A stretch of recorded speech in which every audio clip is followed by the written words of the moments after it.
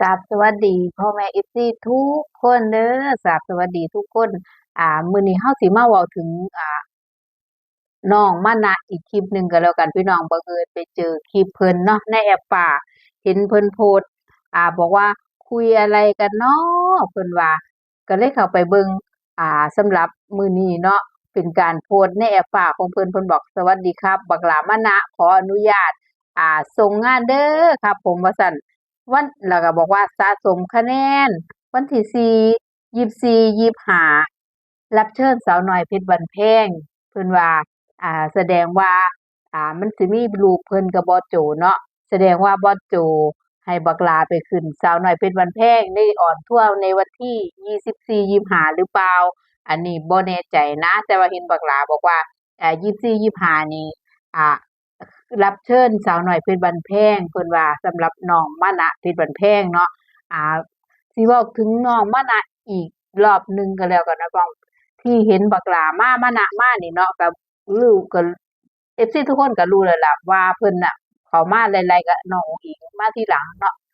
เป็นหนุ่มแต่สกลนครหนุ่มสันภูพานพู้นล่ะทางภูพานเนาะบอสโจเพิ่นก็ไปรับมาอีกบอสโจนี่แบบภูมิใจแรงสำหรับน้องมะนะคนนี้ที่เราก็เว้าไปแล้วเมื่อวานเนาะเพิ่นก็น้องมะนะก็เป็นเด็กดีเชื่อฟังแบบว่ากตัญญูเป็นคนที่แบบกตัญญูรู้คุณว่า เจ้าของนี่ได้ดีทุกมื้อนี้เพราะไผแล้วก็ผู้ใดเป็นคนให้โอกาสจังซี้นะเพิ่นเพิ่นบ่มีเซ็นสัญญาเดะสำหรับน้องมานะสัญญาใจล้วนๆเลยเนาะสำหรับน้องมานะเป็นคนที่แบบคิดดีเดะคิดดีแล้วก็เป็นคนไม่เกี่ยงงานเข้ามาใหม่ๆนี่สังเกตเบิ่งเลยให้เฮ็ดหยังบักหลายเฮ็ดเบิดร้องเล่นเต้นรำก็ม่วนตอนสมัยสี่ยอดกุมาร เขาเรียกอะไรนะจำปาสีต้นเนาะปีนั้นน่ะล่ำม่วนแรงสำหรับน้องมานะเอาเล่นคอนเสิร์ตเล่นอิหยังก็สร้างได้รับอิหยังให้ก็สร้างอ่าน้องเล่นได้ดีมากมันจะมีช่วงหนึ่ง Story ของน้องอุ๋งอิ๋งรับบทเป็นจั่งใดกับช่วงนั้นมันจะเป็นเขาเรียกจะมีกลุ่มอะไรนะปลาลูกคอกเนาะมันสิเป็นกลุ่มปลาลูกคอกมีน้องมานะมีน้องต้นน้ำหลายๆคนน้องขวัญน้องหยังมาพร้อมๆตอนนั้นมีน้องยูโรด้วย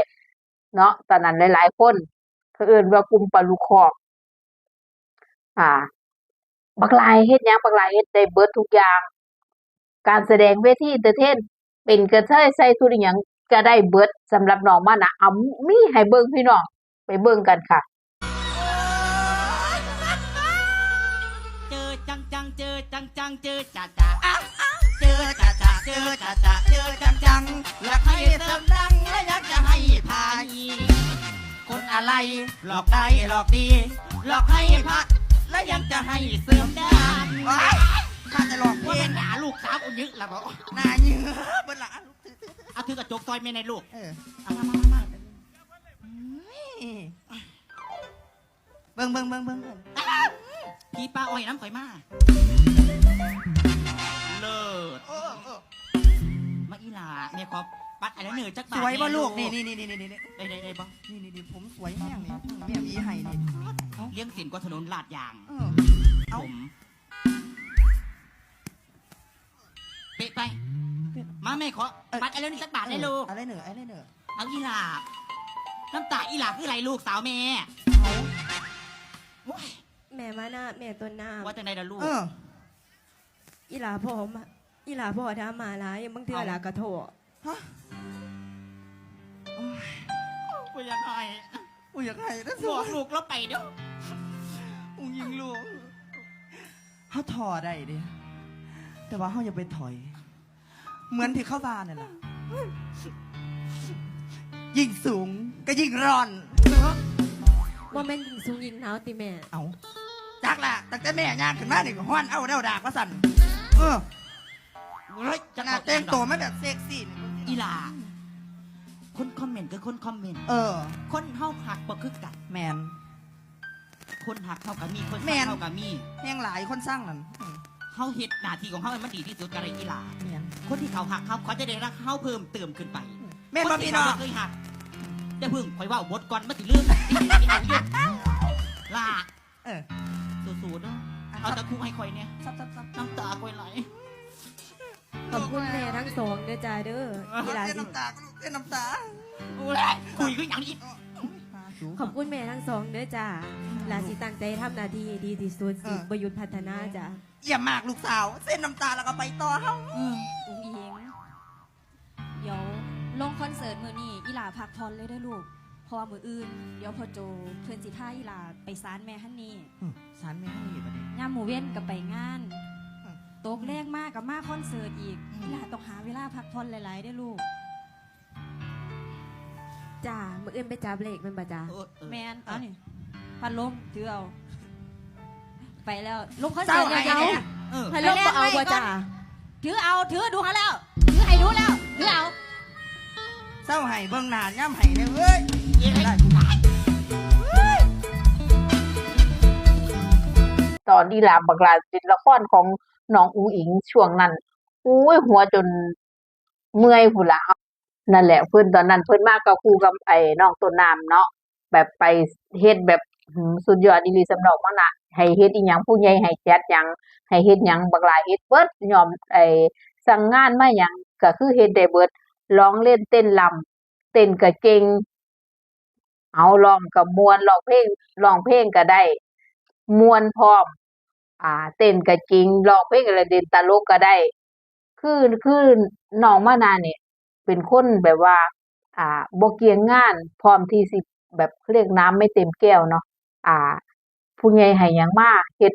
พยายามเฮ็ดตลอดเฮ็ดตลอดเฮ็ดดีขึ้นมาตลอดเฮ็ดแบบบ่เกี่ยงงานให้เฮ็ดหยังให้เฮ็ดจนทุกมื้อนี้บักหลาประสบความสำเร็จแล้วพ่อแม่ FC สนับสนุนแบบอย่างเต็มที่เลยสำหรับน้องมานะเป็นเด็กที่แบบว่า เก่งมากๆคนหนึ่งเลยในองค์กรสาวน้อยเพชรบ้านแพงจนบอสโจให้มาอยู่สาวน้อยลำเพิ่นโชว์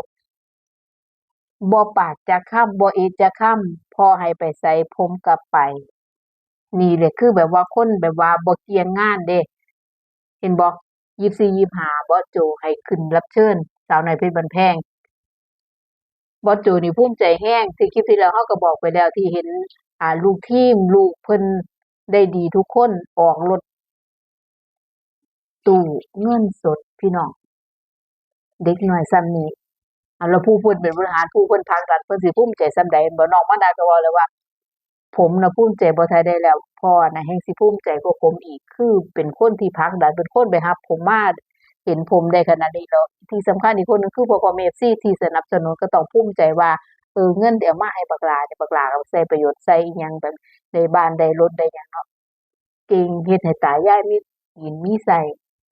บ่ธรรมดาสำหรับน้องมะนะอันนี้ก็ขอชื่นชมขอมาเว้าอีกคลิปหนึ่งก็แล้วกันสำหรับน้องมะนะเนาะเห็นบักหลามาแต่แรกๆติดตามก็มาตลอดมื้อวานนี่ก็ไปหาหมู่อยู่อุ๋งอิงเพิ่นบ้านแพงไปเยี่ยมชมไปหาอีหลาอยู่เนาะเข้ามาพร้อมกันรุ่นไล่ๆกันอายุก็เท่าๆกันหมู่กัน ถึงเวลาบ่มีงานเพิ่นไปเล่นอยู่ขอนแก่นก็น้องมะนะก็แวะไปหาอุ๋งอิงผู้ลางคนFC หลายคนก็จะเห็นนั่นล่ะภาพเพิ่นไปถ่ายเพิ่นไปอันนี้กันเนาะเป็นน้องมะนะนี่เป็นคนนิสัยแบบจังหนึ่งเด้อคือแบบว่าผู้ใหญ่สั่งงานให้นี่นางตั้งใจมากๆเลยเดะ